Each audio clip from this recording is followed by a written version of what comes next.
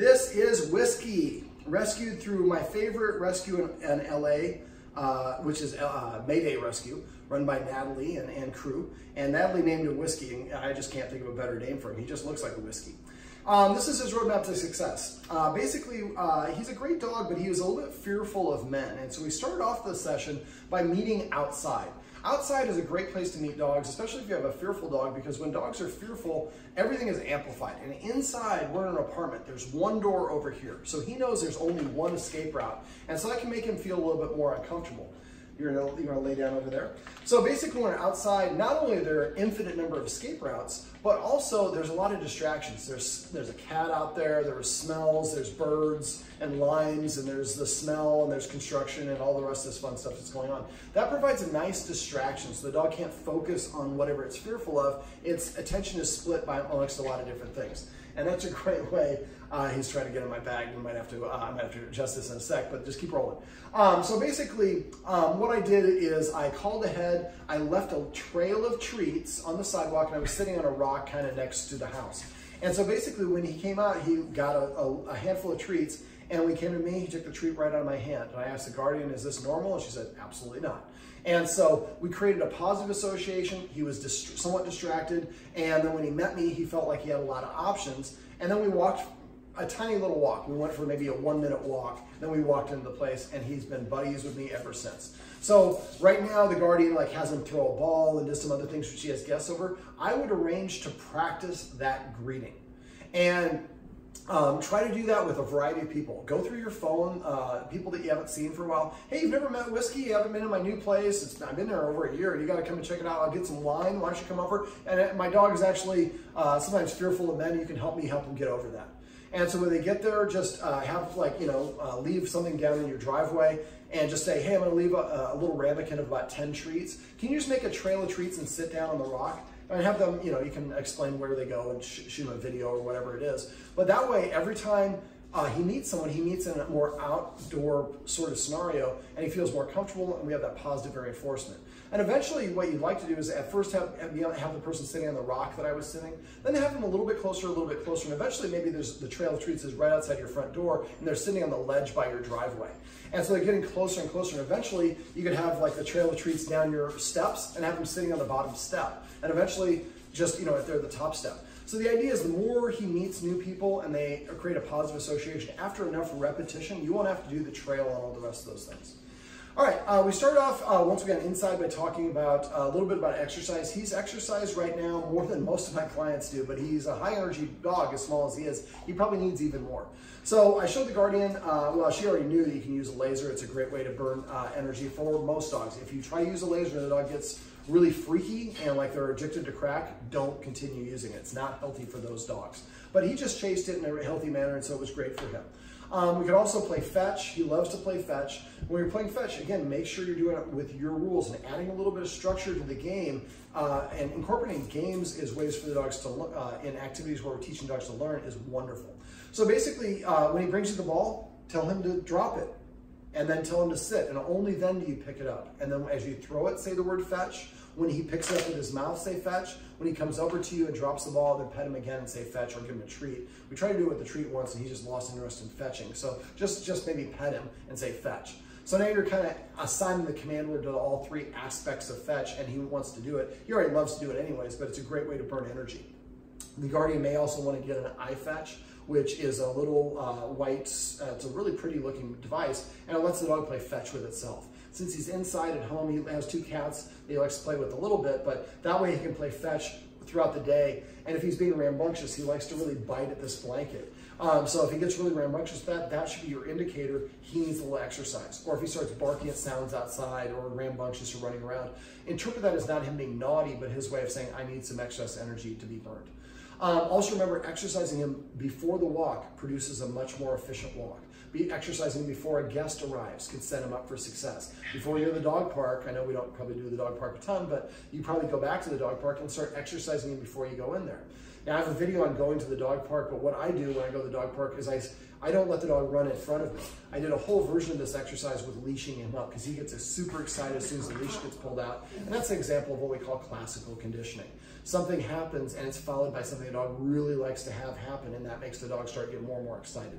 So what we do is set the dog up for success by exercising first and also practicing leashing him up when we're not actually going for a walk, and breaking down the walk into individual steps, kind of like we talked about in the video above this one. So at any point he gets too excited or gets out of position, the process stops. And the first couple times we were telling him to sit, because he would get up out of the sit when she reached for the leash that was on the table, and so she would stop.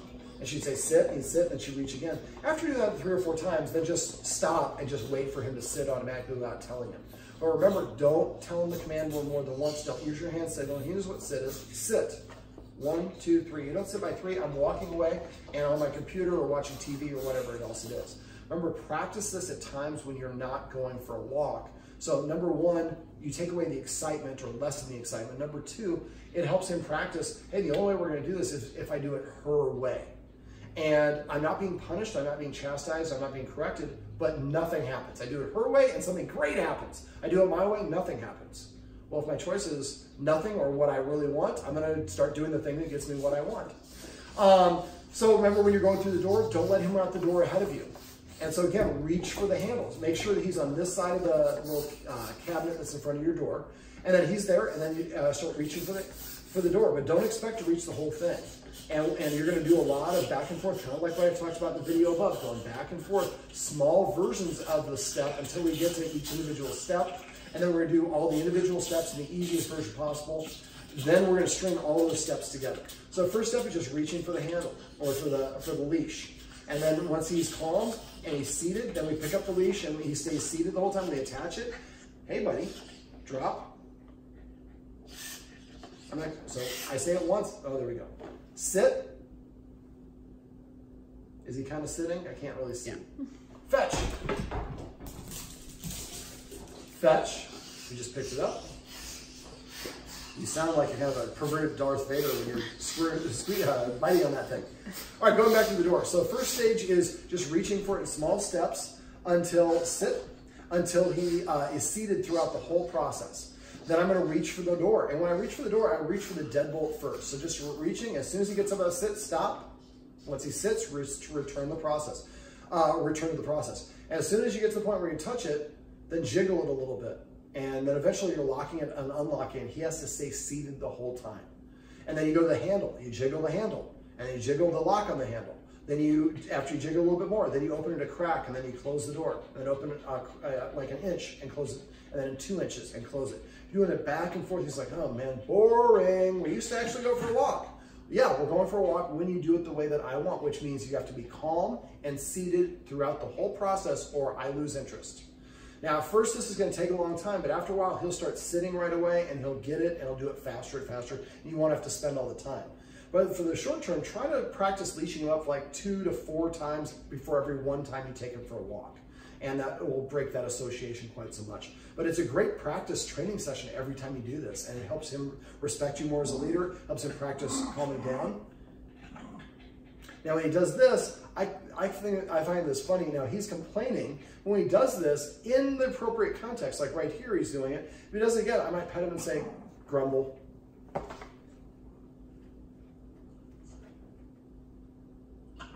Grumble. Grumble. Eventually, this could be a command word. I actually have taught one of my dogs to do this. And so now he comes up and sits in front of me and prepays for this. Now that might be annoying, but I like to shoot videos. So I'll like pull out a video. I'm like, hey, Westie, what's going on? And this is the hand signal for it. So every time he does it, I pet him and I go like this. And so I can actually film a video and I'm like, hey, Wes, what's going on? And I go like this behind the camera. He goes, I'm like, yeah, I know it's Natalie's birthday. Yeah, I got her a gift. I did not re-gift. I told you I got her something she's like. You know, and so I make this whole video and I put on Natalie's Facebook page or the Mayday Facebook page. So that's a funny way to interact with a dog. You can do, that's passive training. You do it with anything. I'll talk about that in a second. So basically, all right, so since you're being good, fetch. And then he gets to it. And again, when he gets grumbly like that, that might be his way of saying, I have too much energy. I need some exercise. Sit. Sit.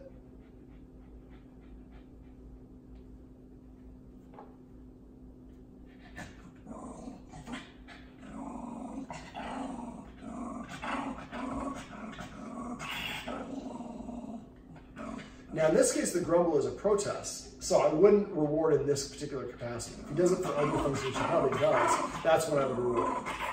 So what I'm doing is I'm waiting for him to SIT. Sit. Come here. Come here. Come here. Yes, you just tooted too. He's got some farts. Remember to go to that video, the link that I sent to you. If you have problems with your dog's food, go to doggoneproblems.com. Click on the section at the top that's called Quest Ed. The first post is about, right now, is about animal nutrition. There's a long post that talks about all the benefits of different types of food. If your dog is really gassy, it's probably the food is not agreeing with them very much. And so, come here, sit, fetch. There we go. All right, so getting back to the next thing that we went over was rules. He really doesn't have any rules, and to his guardian's credit, I asked her, and she said none. Most of my clients take about 5 minutes to figure out they have no rules. So basically, we talk about rules because the more we enforce rules, the more we act like a leader from our dog's perspective. Even though if it's stuff the dog really wants to do, well, it's still seeing us act like a leader by denying it or putting structure on it. So basically, rule number 1 would be not allowing him to be on the couch for 66 days minimum, or as long as the problem's still going on. Now, I shared a secret of something that the guardian could order to keep the dog off of the couch. You have the dog gets on the couch, message me, we'll set up a session, I can tell you the secret too.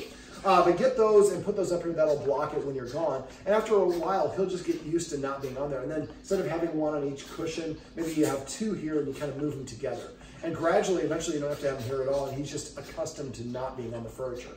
Now, at the same time we take away the furniture, I always like to give the dog a dog bed. He had one, but it was way on the other side of the room. And for dogs to be excluded from the group is really a punishment. So I recommended we replaced it underneath the TV. And I showed the guardian how to condition him to want to go there. And the word we're using is Hogwarts. Remember to use funny command words for new stuff that you're coming up with. Old words are fine. But anytime you teach him new things, come up with a funny word that makes you or your friends smile and laugh. That's a nice motivation for the dog to want to do that thing. So remember to practice the Hogwarts like I showed you, and message me if you forget, because I have videos on that as well. Another rule would be he's not allowed to be on this carpet here if the guardian is eating a snack or food here at the table. Not being allowed within 7 feet of the guardian when she's eating food there. Not being allowed in the kitchen when she's preparing food. He can go underneath the table when there's no food being present. He can go in the kitchen when there's no food being prepared, but in those capacities, not allowed to be there. Now, you can set up dry runs or dress rehearsals for this. So what I do a lot of times is I microwave a piece of deli meat or bacon or something like that and sit down here with my actual meal. And then it smells like, we're eating. And then I use those consequences that I talked about to move him off, or the command word. Actually, I showed you directional commands. So I tell him to out. If he doesn't, then you can use that third consequence to move him out. And then you pretend like you're eating. Oh, I thought you epic failed. But you pretend like you're eating. And once he sits or lies down outside the boundary, then you can put it off to the side and eat your actual meal. Same thing with the dinner table, same thing with kitchen. Make him leave the kitchen first, microwave a piece of bacon, and then put it on the counter and pretend like you're cooking.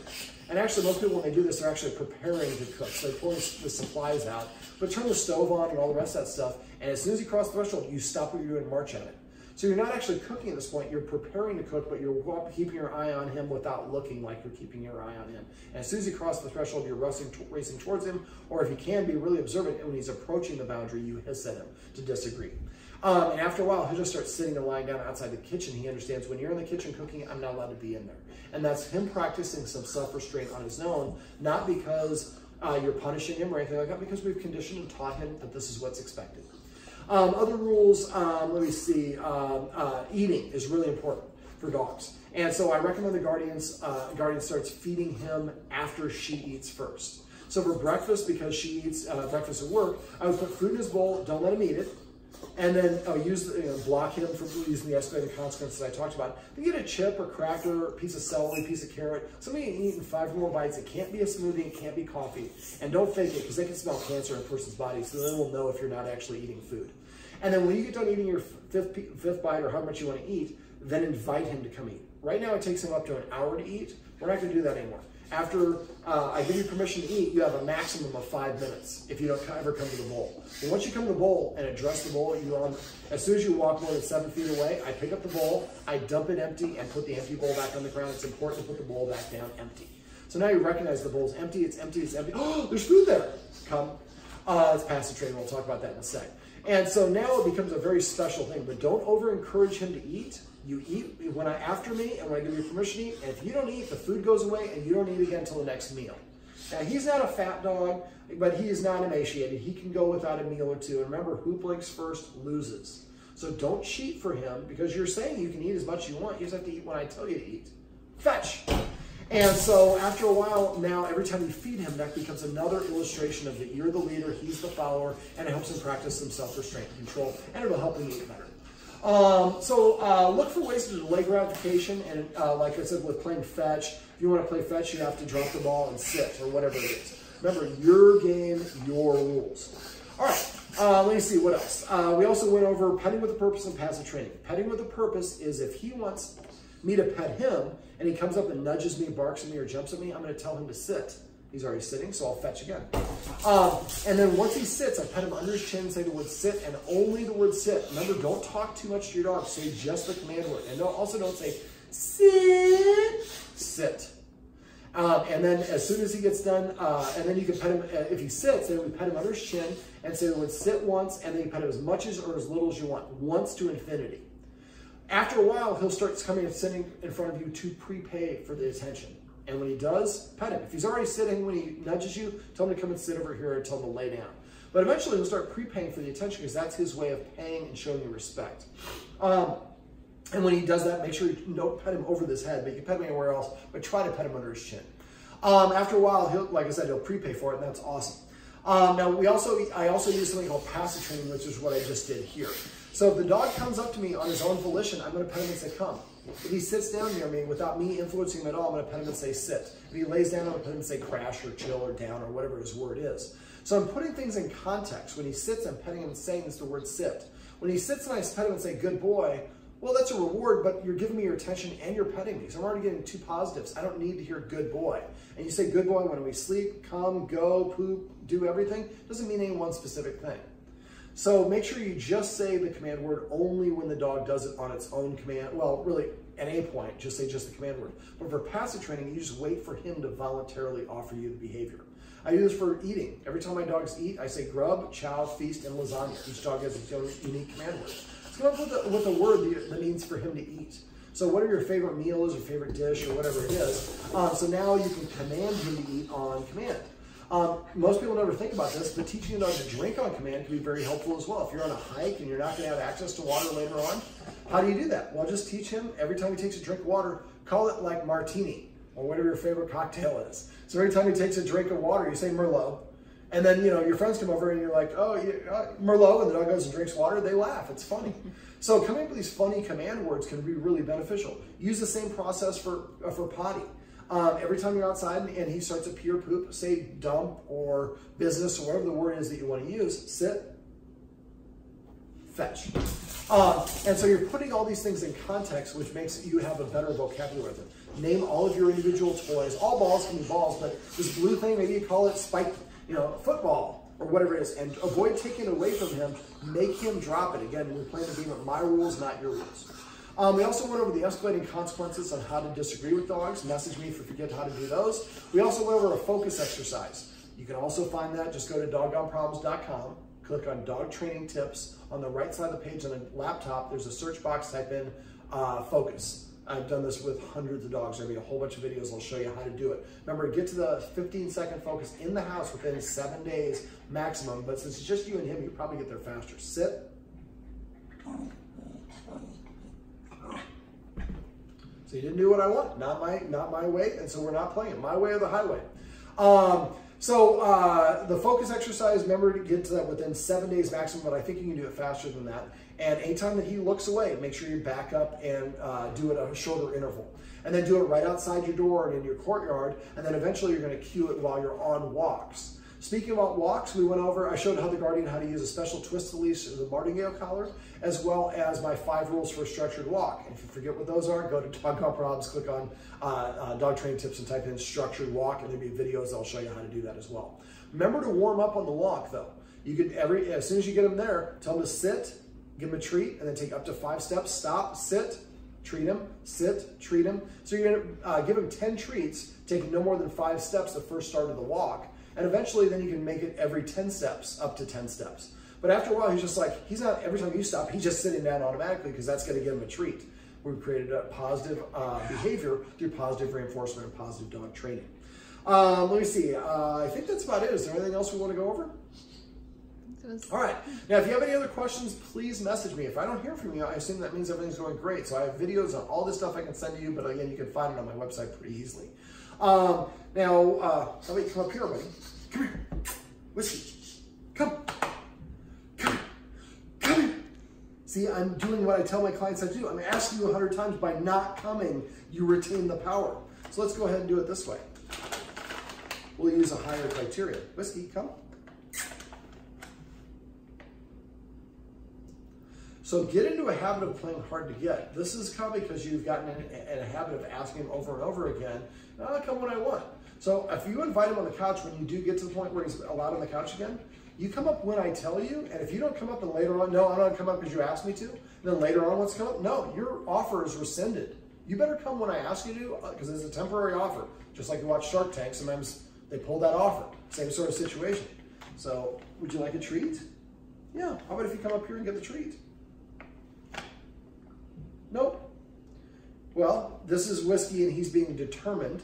I like to say determined versus stubborn. But this is an illustration of why we need to withhold our pets and attention. You tell him to sit for petting with a purpose. He doesn't sit, ignore it. That's why passive training becomes so powerful, because in passive training, we're not giving the dog command. We're waiting for the dog to organically offer the behavior on their own. And when they do, that's when they get the reward. Yes. Well, I would show everybody how handsome you are. All right, buddy, come on. You can see it. You can do it. Come here. Come. Well, this is, that's all we're going to get from Westie. But this is Westie, again, from Mayday Rescue. If you're looking for a great dog in Los Angeles, they focus on little dogs and get about a really tough situation. So Mayday, M-A-E-D-A-Y, Rescue is a great place to go if you're looking for a dog. You get a dog almost as good looking as Westie. Come here, buddy. Come. Well, it's kind of passive training. All right, well, this is Westie going for the football. And this is Westie's roadmap to success. Remember, everything you do trains your dog. Only sometimes you mean it. Fetch.